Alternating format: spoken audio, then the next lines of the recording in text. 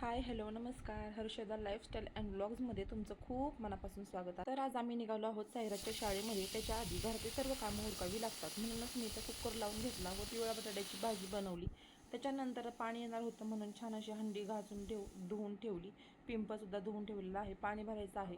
नंतर पीठ मळून घेतलं, चपाती भाजी बनवून घेतली. आता कोणतंही बाहेर जायचं असलं की घरातली सर्व कामे पहिली करावीच लागतात. संध्याकाळी सायराच्या शाळेत जाण्यामध्ये कारण त्रास आहे, स्वयंपाक शाळेमध्ये वेगवेगळे कार्यक्रम होते. त्याचबरोबर हेल्थ फाउंडेशनची टीम तिथे येणार होती, त्यामुळं सर्व पालकांना तिथे बोलवलं होतं. त्यांनी 2 बॅच केल्या होत्या. 5 ते 13 वर्षापर्यंतचा एक गट केला होता, 13 पासून 20 वर्षापर्यंतचा असा एक गट केला होता.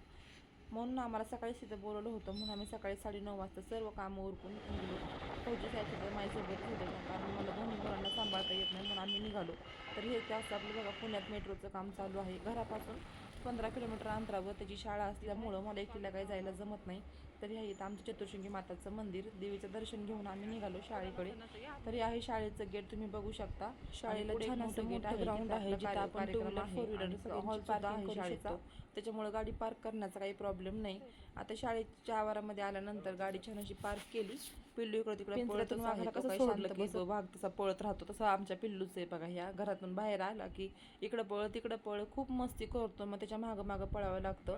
तर फायनली शाळेमध्ये आम्ही पोचलो, सर्व पालक आले होते. आता इथे तुम्ही बघू शकता हेल्थ फाउंडेशनची डेंटल चेकअपची ही बस तुम्ही बघू शकता. इथं पूर्ण डॉक्टरची टीम आधी आलेली होती आमच्या आधीच, आणि शाळेतले म्हणजे पालकसुद्धा खूप सारे आले होते. ज्यांना सकाळचा टायमिंग दिला होता ते आले होते. आणि इथं आपलं मुलांचं हेल्थ चेकअप, डेंटल चेकअप, कान नाक घसा तोंडाचं म्हणजे सगळ्यांचे चेकअप होणार होतं. आणि ते शाळेतर्फेच असल्यामुळे खूप छान अशी त्यांनी काळजी घेतली होती मुलांची. तर नंबरला आम्ही बसलो होतो. इथं सायराला लहान मुलांच्या दातांची काळजी लहानपणीपासूनच घेतली ना, तर पुढं काही जाऊन त्यांना जास्त प्रॉब्लेम होत नाही. त्याच्यामुळंच आम्ही सुद्धा हे शाळेमध्ये गेलो होतो याच्यासाठीच की छान असे दात बघावीच सायराचे कसे आहेत कसे नाही ते. तर जेव्हा चेकअप केलं तेव्हा त्यांनी सरांनी सांगितलं की खूप छान दात आहे, त्याच्यामध्ये काही प्रॉब्लेम नाही आहे आणि कुठली ट्रीटमेंट घ्यायची सुद्धा गरज नाही आहे. तरीच आम्ही लाईनला बसलो होतो. त्यात 5 मिनिटांनी आमचा नंबर लगेच आला होता आणि पटपटही होत होतं. तर सायराज मला म्हणत होता मम्मी जेवायला काय आणले म्हणून. आम्हाला परत सकाळी 10 वाजता शाळेत जायचं होतं, त्याच्यामुळे सकाळी त्याला सोबत टिफिन दिला नव्हता. मी मागूनच टिफिन घेऊन गेले. डोळे कान नाक घसा सर्व काही चेक झालं, सगळं ओके होतं. काही ट्रीटमेंट वगैरे घ्यायची काही गरज नव्हती. आणि सायराज इथं डॉक्टरांना म्हणते की माझे डोळे चेक करा म्हणून. तर सर्व डॉक्टर हसले तिथं. त्याच्यानंतर वजन वगैरे चेक केलं तर सगळं नॉर्मल होतं, काही प्रॉब्लेम नव्हता. सर्व मुलांचं चेकअप होईपर्यंत दुपारी 1 वाजत आली. 1 वाजल्यानंतर सायराजला आणि आम्हाला भूक लागली, म्हणून आता आम्ही जेवायला घेतलं. पण छोटंसं अल्पोहार म्हणून सर्वांना वडापाव आणि ऊन खूप जास्त असल्यामुळं कैरीचे पन्ने जे की खूप टेस्टी होतं असं शाळेकडून मिळालं होतं. त्यासोबतच आम्ही घरूनही टिफिन नेलं होता. तर राहिलेल्या सर्व पालकांसाठी शाळेवाल्यांनी छान असा अल्पोपहार दिला होता. हे तुम्ही बघू शकता. व्हिडिओ मी छोटे छोटे व्हिडिओ क्लिप काढलेले आहेत तुमच्यासाठी, तुम्हाला दाखवण्यासाठी. खूप छान असं हे कैरीचं पन्नं सुद्धा खूप टेस्टी झालं होतं. त्याच्यानंतर मी सुद्धा कैरीचं पन्नं घेतलं. आणि मागं तुम्ही बघू शकता किती सारं असं ऊन झालेलं आहे बघा. त्या उन्हामध्ये असं थंडगार कैरीचं पन्नं भेटलं तर खूप छान वाटलं. सायराज इथं वडापाव खात आहे, कैरीचं पन्नं घेऊन आले. त्याच्यानंतर आम्ही सर्वजण कैरीचं पन्नं पिलो, जेवण केलं आणि त्यासोबतच वडापावसुद्धा खाल्ले. तर छान असं दुपारचं जेवण झालं. दुपारी जेवण झाल्यानंतर फौजी साहेब रात्री नाईट ड्युटी करून आले होते आणि पुन्हा त्यांना आज नाईट ड्युटीलाच जायचं होतं.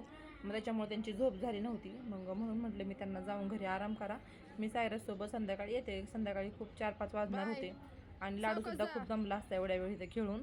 त्याच्यामुळं मग हे घरी जाऊन त्यांनी आराम केला आणि सोबत लाडूलासुद्धा घेऊन गेले.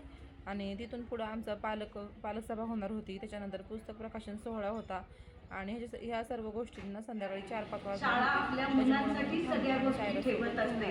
आणि आम्हाला कसं होतं की एका छत्राखाली आमच्या सगळ्या मुलांची चेकअप होते. त्यामुळे हे जे आजची आमची चेकअपची धडपड आहे याच्यामध्ये आम्ही गेले 2 महिने आम्ही ट्राय करतोय. तर गेले 2 महिने आमचे स्टाफ, आमचे शिंदे सर, आमच्या प्रत्येक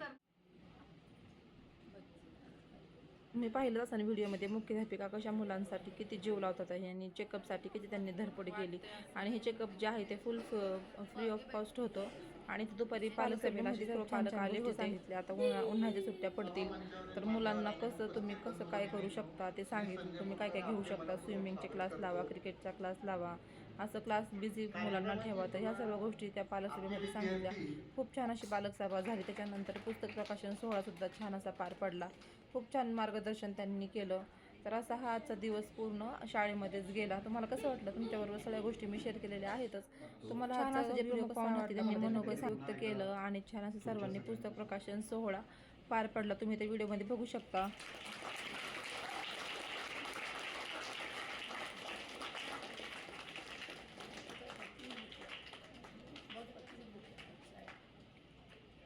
तर असा हा पुस्तक प्रकाशन सोहळा खूप छान होता आणि खूप छान प्रकारे पार पडला.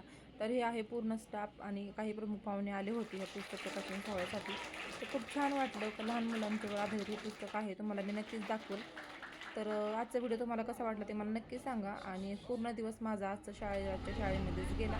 त्याच्यानंतर पुस्तक घेण्यासाठी अशी पालकांची गर्दी झाली आणि येताना मी सायराच्या बसमध्ये स्कूलच्या बसमध्येच आले. संध्याकाळी आल्यानंतर मग मुलांचं खाणं पिणं रोजच आपलं जे गृहिणींचं काम असतं ते करण्यातच गेलं आणि थकले होते, त्यामुळे मग पुढचा व्हिडिओ नाही शूट केला. तर आजचा व्हिडिओ इथंच थांबवते. तुम्हाला कसं वाटलं ते नक्की